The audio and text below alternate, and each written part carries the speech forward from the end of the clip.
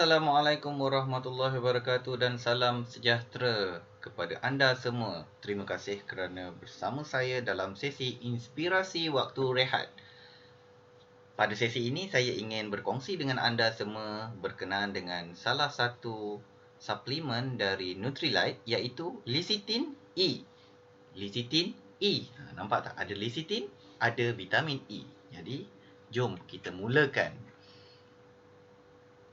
Sebelum saya teruskan, saya ingin mengucapkan ribuan terima kasih kepada barisan penaja saya, iaitu Didi Juwita, Kak Nozi dan Abang Jeffrey, FDD Arun dan juga Diamond kesayangan, Diamond Nanda dan Diamond Chiny. Sedikit latar belakang saya telah berkahwin bersama dengan pasangan saya, iaitu Cik Aziz. Dan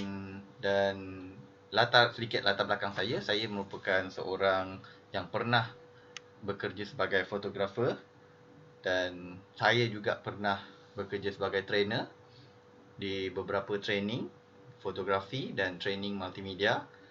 Dan latar belakang saya more to software engineering, dan saya banyak sebelum ni banyak buat kerja-kerja multimedia dan designer, sama ada designer yang grafik ataupun video. Dan juga saya adalah pernah bekerja sebagai pengajar ataupun tutor. Dan kini saya masih bekerja sebagai seorang pendidik di salah sebuah universiti terkemuka di Malaysia. Dan saya amat mempromosikan kepada semua para pendidik untuk menceburi ataupun untuk belajar berkenaan edupreneur. Saya juga boleh dilawat, maksudnya ada social media Dr. Syaril Klan, mungkin boleh sama-sama like. Dan ini adalah agenda kita, iaitu yang pertama, suplemen. Kenapa kita perlukan? Apa beza antara suplemen dan ubat?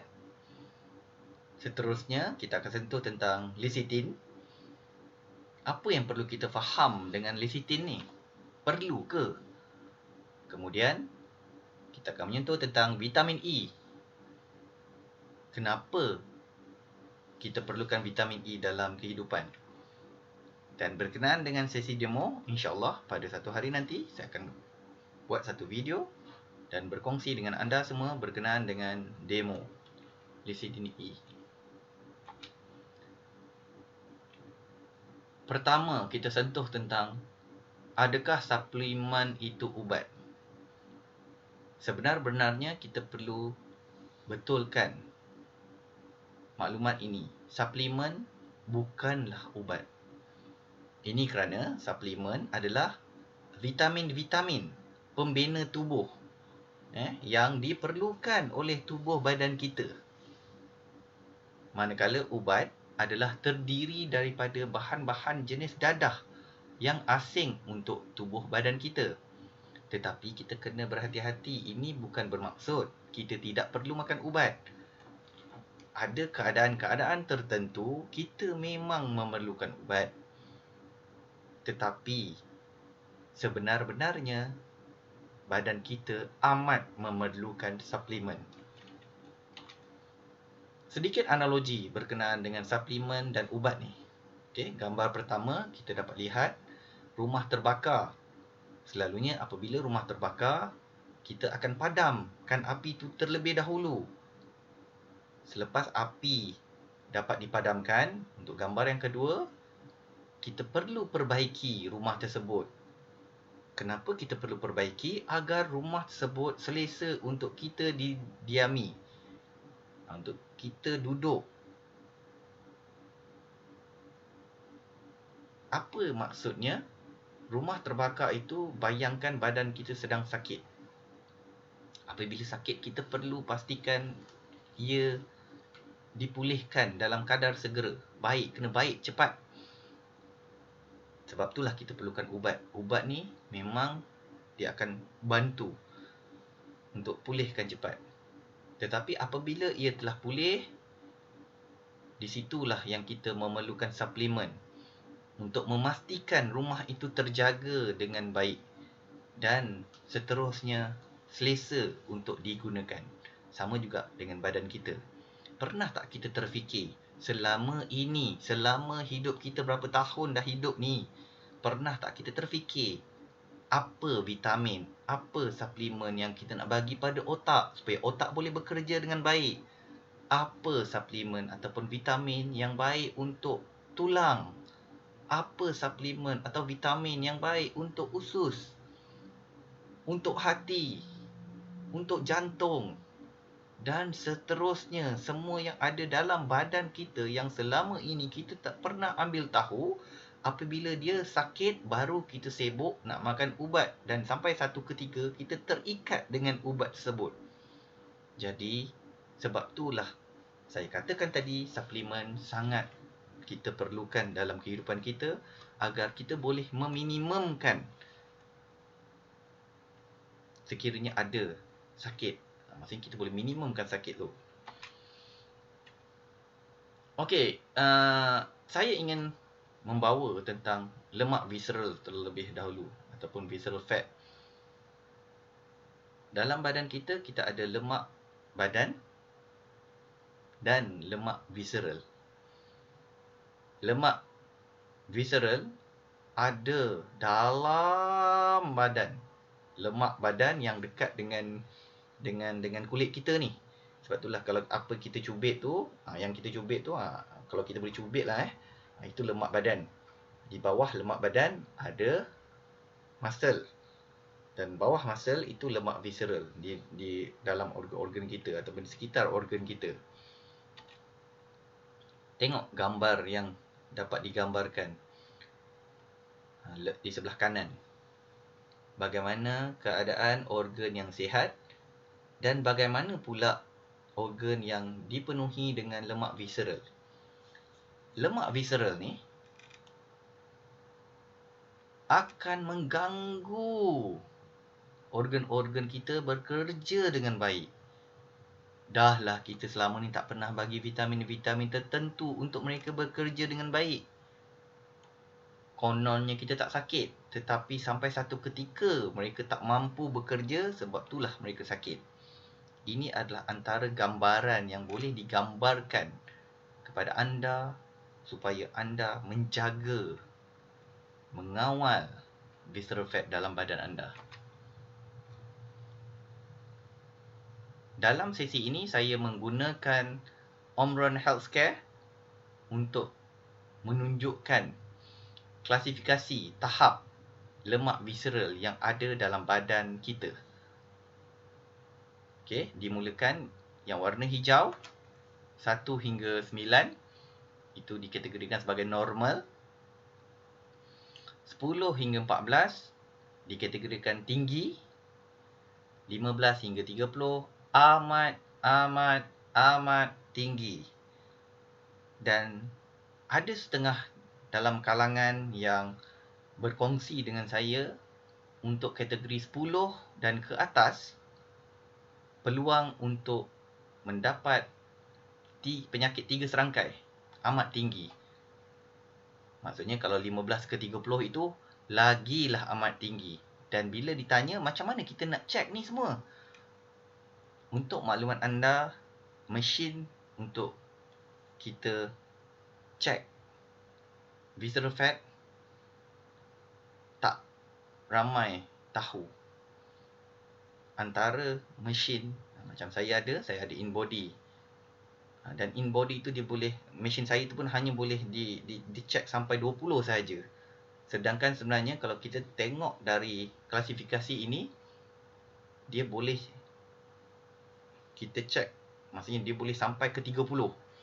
Amat tinggi. Jadi berhati-hati kepada sesiapa apabila anda dah check anda berada dalam tahap 10 ke 30. Dan kalau tengok daripada maksudnya maklumat di warna hijau tu di bawah 9, dia still lagi kita kena pastikan kena ada amalkan amalan hidup sihat dan exercise. Yang nombor 2 tu, kita dah kena reducekan segala bahan-bahan yang boleh membina lemak. Okey, kerana dia dah melepasi tahap 10 dan lebih 15, kita perlu sebenarnya mengamalkan amalan hidup dan exercise yang lebih bersistematik. Kita teruskan. Punca lemak visceral ni berlaku. Pertama, kita mulakan dengan diet yang tidak sihat. Yes, diet kita kena jaga betul-betul. Ya, kadang-kadang kita cubalah nak cuba diet. Tapi kadang-kadang kita terlupa ilmu sebenar untuk diet tu macam mana. Kurang tidur. Kurang tidur ni pun memang satu masalah besar untuk semua orang. Sebab masing-masing sekarang ni mungkin leka dengan handphone, leka dengan teknologi. Dan terlupa untuk pastikan badan kita, organ-organ kita rehat. Dari awal tadi saya ada sentuh, dah lah selama ni tak pernah bagi vitamin. Lepas tu kau paksa organ tu kerja keras. Kau bayangkanlah macam mana kalau bos kau orang paksa kau kerja keras, kau marah. Nasib baik organ-organ kau orang tu tak pernah lagi bising. Dan bila dia bising, menyebabkan badan kau sakit. Okey, seterusnya keradangan. Tekanan kronik, perubahan hormon. Siapa yang ada perubahan hormon tu, dekat situ lah kadang-kadang kita nampak ibu-ibu mengandung. Kita nampak kalau siapa yang ada lah perubahan hormon kan, kau sibuk sangat nak ubah hormon, kau buat apa? Maksudnya untuk orang-orang tertentu yang tak sepatutnya berubah, kau pergi sengaja nak ubah tu kenapa? Kalau yang memang dah semula jadi tu lainlah cerita. Okey? Di situ akan menjadi punca wujudnya lemak visceral. Pengambilan alkohol, metabolisme badan yang perlahan, makan-makan tak membuang.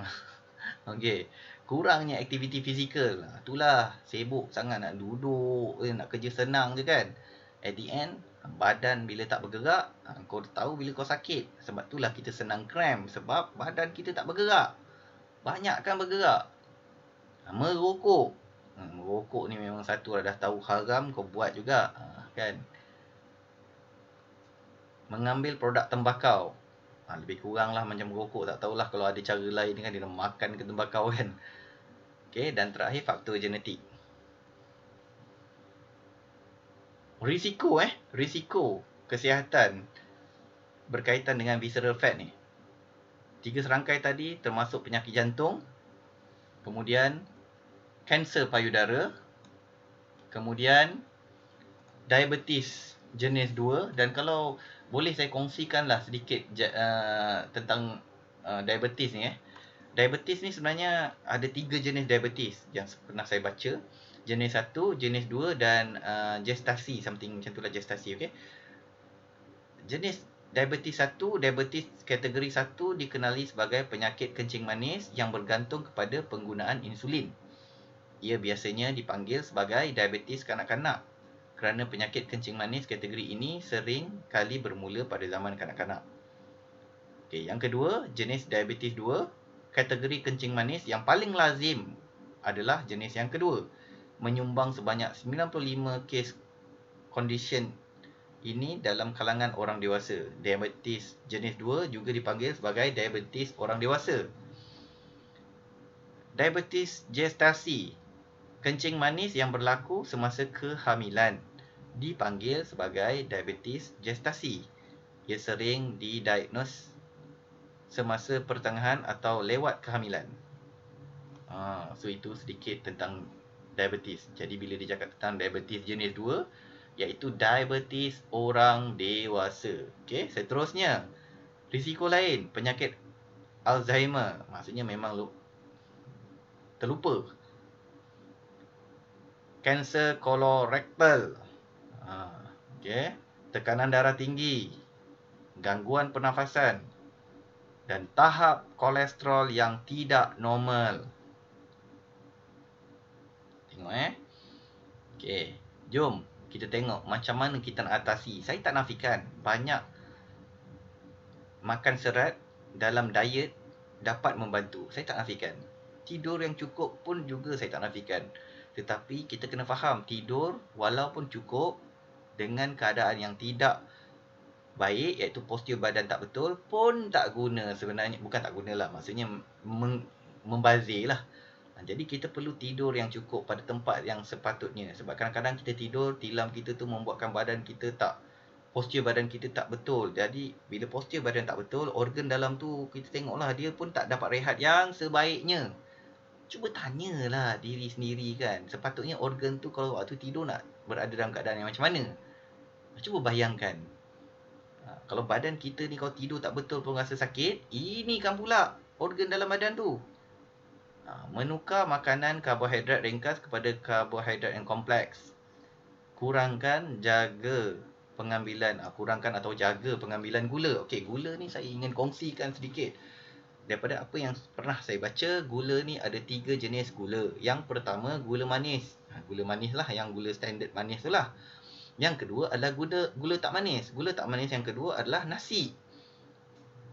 Dan gula yang ketiga adalah gula yang tak manis juga, iaitu tepung gandum. Jadi bila kita nak diet, memang kadang-kadang kita tak makan nasi, tapi hang makan makanan yang berdasarkan daripada tepung gandum. Jadi berhati-hati dan fahamilah ilmu yang sebenar bila nak berdiet. Okey? Seterusnya, membuat senaman ringan seperti jogging ataupun brisk walk dalam kadar yang sederhana. Tangani stres. Okey, apa kena-mengena stres ni? Okey, saya tak nafikan bila orang bercakap tentang stres, dia ada kaitan dengan otak. Tetapi percayalah, dia pun ada kaitan dengan jantung. Kenapa? Sebab degupan jantung akan berdegup dengan kencang. Jantung ni sebenarnya macam otot. Bayangkan bila otot tu bekerja keras, sama macam badan kita. Bila kita pergi gym, badan kita, otot kita akan membesar bila kita bekerja keras. Otot kita akan membesar badan. Tetapi kita pun kena faham otot. Kita kena faham jantung tu pun otot juga. Apabila dia bekerja keras, dia akan membesar.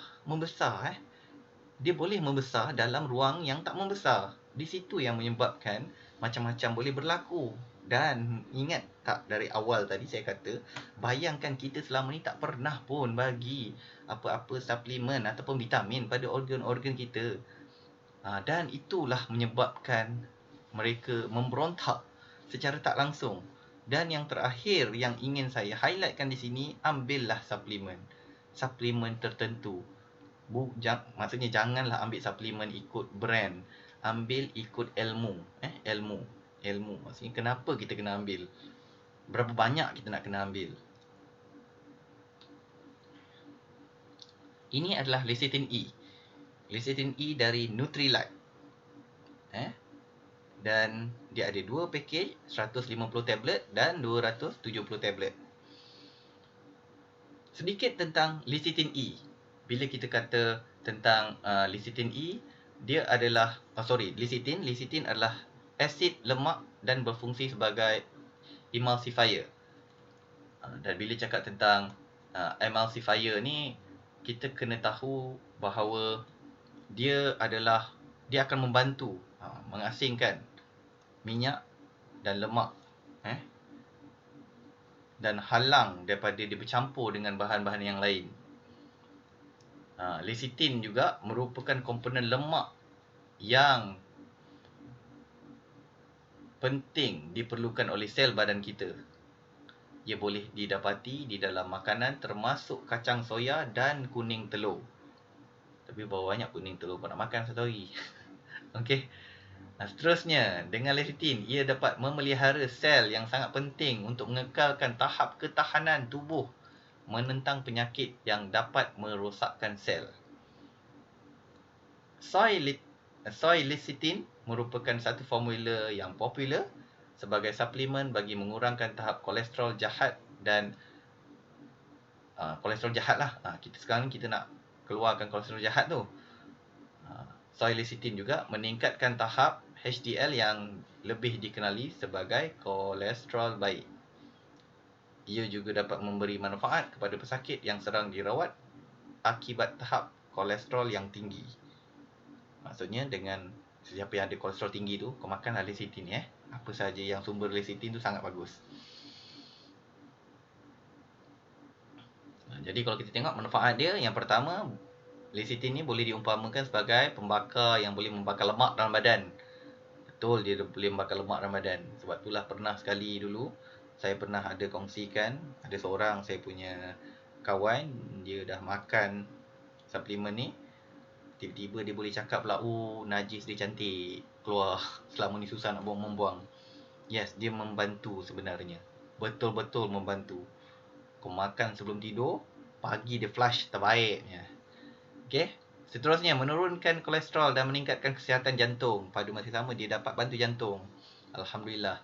Lecithin ini membersihkan saluran darah dan juga pengemulsi semula jadi emulsifier original lah. Okay, memperbaiki fungsi hati dan memberi otak kita yang cerdas. Kalau ingat tadi, dia boleh menyebabkan kita lupa nyanyuk. Jadi bagilah otak kita ni sedikit vitamin yang baik.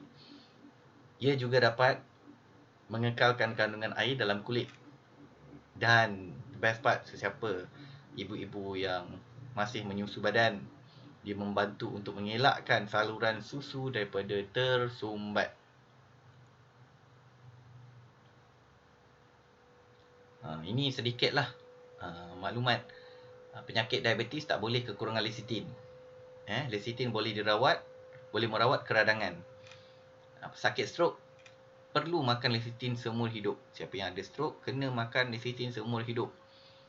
Makan lebih awal lagi baguslah. Belum kena lagi makan.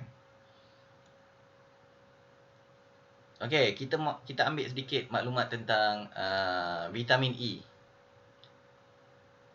Vitamin E memiliki antioksidan. Dan seterusnya, vitamin E bila cakap tentang oksidan ni, dia merupakan satu vitamin antioksidan yang tinggi tau.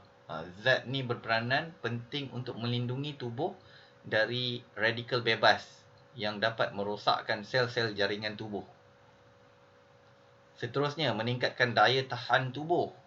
Vitamin E ni juga sebenarnya kita tahulah dia dapat meningkatkan sistem imun.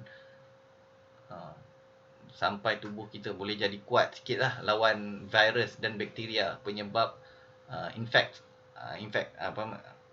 infeksi lah. Beberapa studi mengatakan bahawa vitamin E dapat meningkatkan produksi sel darah putih, terutama limfosit. Manfaat ini, vitamin E juga termasuk sebagai salah satu nutrisi yang perlu dipenuhi setelah vaksinasi. Seterusnya, memelihara kesihatan saraf dan otak. Salah satu manfaat vitamin E yang tak kalah penting iaitu menjaga fungsi otak dan saraf. Kita tengok rujukan kesihatan menunjukkan bahawa vitamin E dengan ambilnya vitamin E yang mencukupi, baik dari makanan ataupun suplemen, dapat mencegah seseorang dari demensia.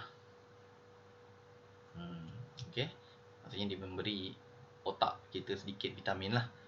Bagusnya. Menjaga kesihatan kulit. Okey, vitamin E dapat mencegah kerosakan jaringan kulit kerana efek antioksidannya. Selain itu, vitamin ini juga diketahui mampu menjaga kelembapan kulit. Sebab itulah kawan saya itu pun dia ada cakap, kulit dia makin halus, licin, cantik. Sehingga kulit tidak mudah kering, kusam dan mencegah munculnya tanda-tanda penuaan seperti keriput dan garis halus. Selain daripada itu, vitamin E juga kerap dimanfaatkan sebagai vitamin untuk rambut kering dan rontok. Merosak ni. Beberapa penelitian ilmiah menunjukkan bahawa vitamin E dikatakan dapat mengurangi risiko penyakit jantung, kanser dan penyakit mata akibat penuaan. Okey. Jadi ini adalah antara artwork, infografik yang saya sering kongsikan pada rakan-rakan ataupun kongsikan secara online di Facebook dan sosial media yang lain. Dan ini tentang harga. Kalau ada yang bertanya, sebagaimana yang saya nyatakan tadi, lecithin E dari Nutrilite ini ada dua package. Satu yang 150 tab, satu lagi ialah 270 tab. 150 tab berharga serendah 86. 86 ni adalah harga ahli. Sekiranya anda bukan ahli, harganya adalah 107. Jadi saya cadangkan jadi je lah ahli, RM20 je pun jadi ahli. Kan, lagi untung. Lepas tu dah boleh beli barang-barang Nutrilite lagi, yang lain-lain. Okey, yang 207 harganya 140 lebih, 49. Okey, apa-apa pun dengan serendah RM86 ni, takkanlah kita boleh nak invest sikit. Kata kesihatan tu priceless kan. Takkanlah kita nak biarkan kesihatan badan kita ni tak terjaga sebaiknya. Kau sibuk nak beli baju tu, boleh pula lebih ratus-ratus. Ini dah lah boleh makan berapa hari ni kan, banyak boleh makan. Banyak boleh makan, lama boleh makan, badan sihat. Pakai baju pun cantik nanti, kulit pun cantik. Okey, jadi untuk maklumat lanjut, cara pemakanan, nak makan macam mana, boleh scan ataupun WhatsApp saya di alamat yang tertera cc.tersaril.whatsapp.my. InsyaAllah saya akan cuba bantu anda dalam mencegah. Kita nak tengok dululah visceral fat anda berapa banyak, kemudian baru kita akan suggestkan berapa banyak nak kena makan. Nak kena tengok juga ada tak penyakit-penyakit lain yang anda sedang hidap. Tetapi kita mulakan dengan visceral fat. Kenapa saya suka ataupun saya bermula dengan lecithin E ni? Sebab kita adalah masyarakat di Malaysia yang mempunyai banyak sangat makanan, syurga makanan.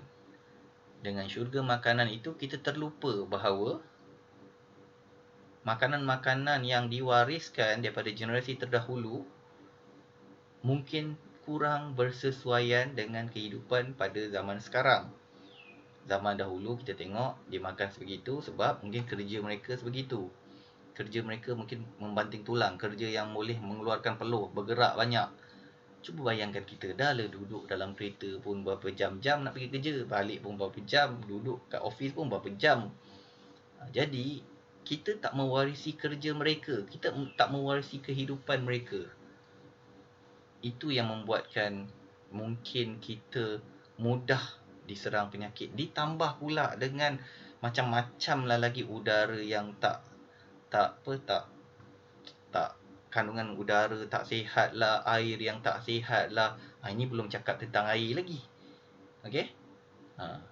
Dan orang kata, oh, saya boleh makan sayur-sayur, saya boleh makan buah. Percayalah, sayur-sayuran dan buah-buahan pada hari ini kualitinya jauh beza jika kita bandingkan dengan zaman dahulu. Dengan udara yang sihat, udara yang baik, air yang baik dulu, mungkin menghasilkan buah dan sayur-sayuran yang sangat baik, berkualiti dan berkhasiat.